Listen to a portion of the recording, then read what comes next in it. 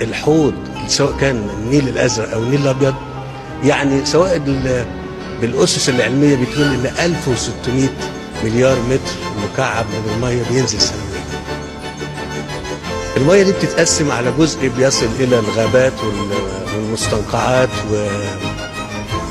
وجزء تاني بيستخدم في الزراعه، وجزء تاني بيتبخر طبعا، وجزء بيروح للمياه الجوفيه، والجزء اليسير خالص هو اللي بيصل الى النهر النيل الابيض والازرق، اللي هو تقريبا ال 85 مليار متر ميه اللي احنا بنتكلم عليه. ان احنا لو قلنا ال 1600 دول ال 85 يساوي قد ايه؟ يساوي 4% تقريبا منهم، 4% من الميه اللي بنتكلم عليها.